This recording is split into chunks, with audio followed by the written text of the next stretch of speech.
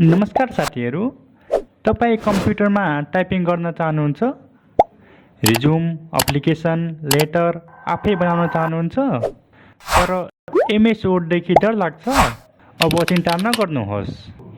MS वर्डको complete course नेपालीमा सुरु गर्दैछौँ। यो कोर्स तपाईँको लागि अति नै उपयोगी हुनेछ। ढिलो नगरिकन आजको टपिकतिर लागौँ। सबभन्दा पहिले बुझौँ एमएस वर्ड भनेको के हो। एमएस वर्ड एक वर्ड प्रोसेसिङ सफ्टवेयर हो। यो सफ्टवेयर माइक्रोसफ्ट कम्पनीले बनाएको हो। एमएस वर्डको प्रयोग हामीले डकुमेन्ट लेख्न, एडिट गर्न, सेभ गर्न र प्रिन्ट गर्न सक्छौँ। अब कुरा गरौँ एमएस वर्ड कहाँ प्रयोग गरिन्छ।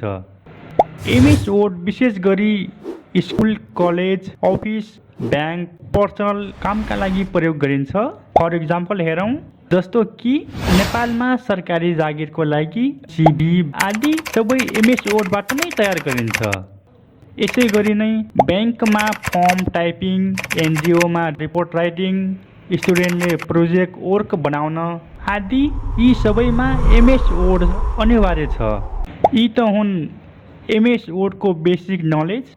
अब कुरा गरौँ एमएस वर्डलाई कसरी खोल्ने त। एमएस वर्ड खोल्नको लागि फर्स्टमा स्टार्टमा क्लिक गर्नुहोला।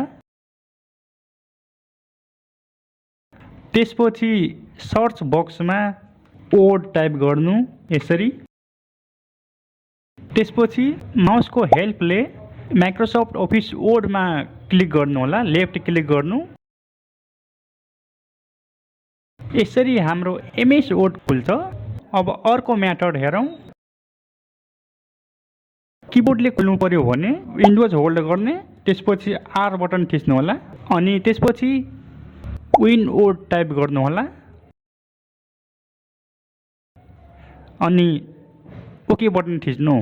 यसरी पनि हामीले एमएस वर्ड खोल्न सक्छौँ। यस च्याप्टरमा हामी यसको इन्टरफेसको बारेमा जान्नेछौँ। जस्तो कि यसलाई के भन्ने, यसलाई के भन्ने, अनि यिनीहरूलाई के भन्ने, यसैको बारेमा हामीले आज छलफल गर्नेछौँ। सबभन्दा पहिले हेरौँ। अब यो चाहिँ हाम्रो गोलो, यसलाई चाहिँ हामीले अफिस बटन भन्ने गर्छौँ। यिनीहरू चाहिँ क्विक एक्सेस टुल बार हो। अनि यो टाइटल बार भन्ने गर्छौँ। यो चाहिँ हाम्रो मिनिमाइज बटन हुने भयो। अनि यो म्याक्सिमाइज बटन। त्यसपछि अर्को यो क्लोज बटन। अब यो हाम्रो हेल्प बटन हुने भयो। यसलाई चाहिँ हामीले स्क्रोल बार भन्ने गर्छौँ।